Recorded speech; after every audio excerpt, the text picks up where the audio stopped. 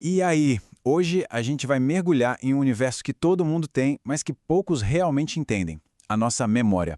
Se prepara, porque a gente vai explorar desde a capacidade incrível que ela tem até umas falhas bem esquisitas que ela comete.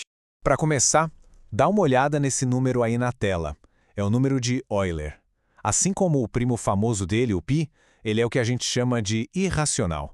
Ou seja, os dígitos dele depois da vírgula vão até o infinito, sem nunca repetir um padrão. É uma bagunça sem fim. Agora, pensa comigo. Como é que alguém conseguiria memorizar mais de 10 mil dígitos de um número que nunca se repete? Parece coisa de maluco, né? De super-herói. Pois é, mas essa pergunta impossível é o que vai guiar a nossa conversa, e a resposta é surpreendente. Primeiro, vamos ver do que uma memória bem treinada é capaz. E olha, os feitos são de cair o queixo. E isso não é só papo, não. Um brasileiro, o Mike Anthony, foi lá e fez exatamente isso. Ele entrou para o Guinness, o livro dos recordes, por memorizar mais de 10 mil dígitos do tal número de Euler. Ele provou na prática que o limite da nossa mente, bom, talvez ele seja bem mais flexível do que a gente imagina.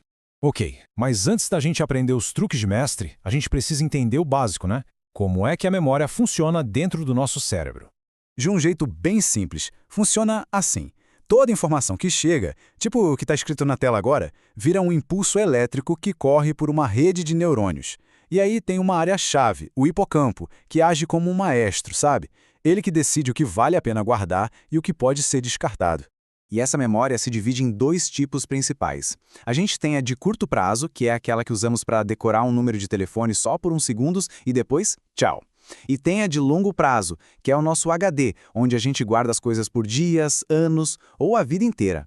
E essa memória de longo prazo ainda se divide em três. A episódica guarda as nossas histórias, tipo aquela viagem inesquecível. A semântica guarda fatos, tipo qual a capital da França. E a não declarativa, que guarda habilidades. É por causa dela que a gente nunca mais esquece como andar de bicicleta, mesmo depois de anos sem subir em uma. Até aqui tudo parece bem organizadinho, né? Um sistema perfeito. Mas é agora que a coisa fica interessante. A nossa memória não é nem um pouco confiável. Ela nos engana e muito. Essa frase resume tudo. A memória não é uma câmera de vídeo que grava os fatos perfeitamente. Ela é mais como um contador de histórias, que a cada vez que reconta um fato, muda um detalhezinho aqui, outro ali. Pensa no primeiro dia de aula, por exemplo. A gente lembra da professora, talvez de um colega, mas e a cor da parede? O desenho do quadro? O cérebro guarda a essência do que aconteceu e na hora de lembrar, ele preenche as lacunas com com o que ele acha que faz sentido. E aí nasce uma memória que mistura verdade e um pouquinho de ficção. E quem nunca teve um déjà vu? Aquela sensação bizarra de, opa, eu já vivi isso aqui. A ciência desconfia que isso seja tipo um pequeno glitch no cérebro, um atraso mínimo no processamento que faz uma situação nova parecer uma lembrança antiga. É uma falha no sistema. Agora uma pergunta. O mascote do banco imobiliário, aquele senhor de cartola, ele usa um monóculo? Muita gente jura de pé junto que sim. Mas será? A resposta para isso nos leva para um fenômeno ainda mais esquisito.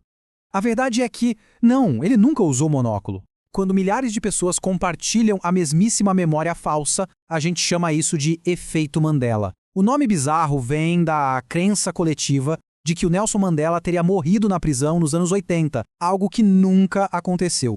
E tem outros exemplos famosos. Muita gente lembra da ponta do rabo do Pikachu sendo preta, mas ela é toda amarela. Outra clássica no Brasil é que a programação foi interrompida durante Dragon Ball Z no 11 de setembro, mas na verdade passava um desenho do Mickey. Nosso cérebro cria essas peças em massa. Ok, já vimos que a nossa memória é meio bagunçada, mas a boa notícia é, dá para treinar. Existem técnicas muito poderosas para turbinar nossa capacidade de lembrar das coisas. Para nunca mais esquecer o nome de alguém, o segredo é criar uma imagem mental bem esquisita. Conheceu Pedro Luz? Imagina uma pedra gigante com uma lâmpada de abajur em cima. Quanto mais bizarra e sem sentido a imagem, mais forte ela gruda na memória. Agora para listas, a técnica do Palácio da Memória é incrível. Pensa na sua casa. Agora imagina a lista do mercado. Ao entrar mentalmente na sua sala, você vê uma vaca em cima do sofá. Pronto, lembrou da carne e do leite. No corredor o chão está todo quebrado com ovos. E a maçaneta do quarto é feita de macarrão. Cenas assim criam âncoras mentais super fortes. Tá, e para decorar aqueles números gigantescos, tipo do começo, aí o buraco é mais embaixo. A técnica para isso se chama sistema maior. É o segredo dos campeões de memorização. A lógica é a seguinte: cada dígito, de 0 a 9, corresponde a um som de consoante. Por exemplo, o número 1 vira o som de T ou D, o 2 vira o som de N, o 3 de M e por aí vai. Com essa tabela, qualquer sequência de números vira uma sequência de sons. E aí a mágica acontece. Os sons se juntam e formam palavras. Pega os números 1, 4 e 1. Eles viram os sons TRD. O que a gente pode formar com isso? Tourada. E os números 5, 9 e 2 viram LPN. Que tal Lapônia? Aí é só criar uma história maluca. Imagina uma tourada acontecendo na Lapônia, com o Papai Noel de toureiro. Impossível esquecer. Mas no fim das contas, para que ter todo esse trabalho? Qual o sentido prático de memorizar milhares de dígitos de um número? E isso nos leva à nossa reflexão final. Essa analogia é perfeita. Aprender essas técnicas não é só um truque para impressionar os amigos. É um exercício para o cérebro. Da mesma forma que correr na esteira fortalece o corpo para a vida, treinar a memória fortalece a mente, melhora o foco, a criatividade, o condicionamento mental como um todo. E a gente termina com essa provocação. Nossas memórias definem quem a gente é. Se a gente aprende a fortalecer, a organizar e até a criar essas memórias de forma consciente, será que a gente não está, no fundo, assumindo um controle maior sobre a nossa própria identidade? O que acontece quando a gente começa a esculpir a nossa própria memória? Fica aí a reflexão.